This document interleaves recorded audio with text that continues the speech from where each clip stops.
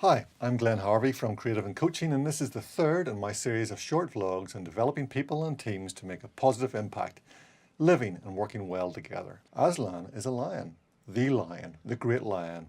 Ooh, said Susan, I thought he was a man. Is he quite safe?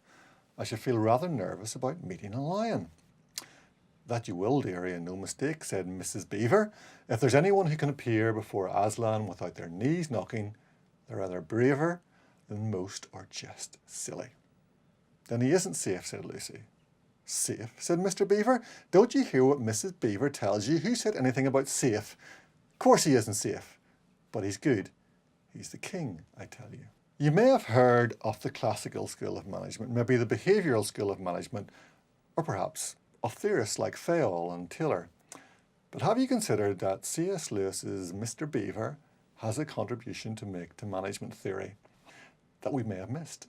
You see, I think Mr. Beaver highlights a management principle that doesn't appear in any management books or theories, but a principle that many of us have read and been familiar with since before we were given our first pocket money, and yet we have somehow missed and put it away as something childish. In the extract that I've just read from the Chronicles of Narnia, Susan, talking about the great lion Aslan, asked the question, is he quite safe?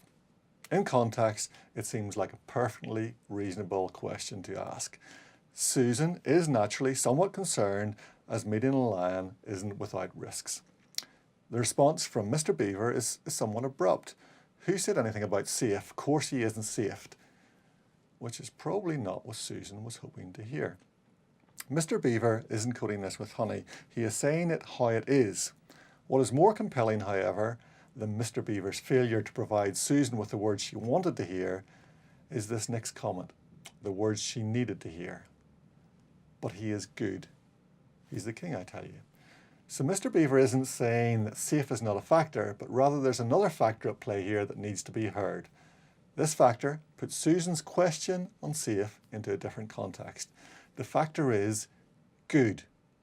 Good, in this context, trumps safe. In our lives, in our workplaces, there are risks in making hard decisions, in constructively disagreeing with people, and being innovative in challenging the status quo. These things aren't necessarily safe in any setting, but what if they are good and we pass the possibilities by because we never ask if they are good? Or if our thinking has become so skewed, we let personally safe trump good to the detriment of all. Think about the challenges and opportunities you're facing. The lions, those things that might make your knees quake.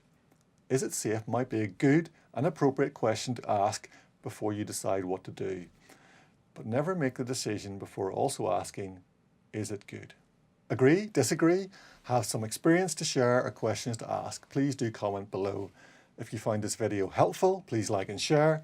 You can find out more about me on creativeandcoaching.com or follow me on LinkedIn and Facebook.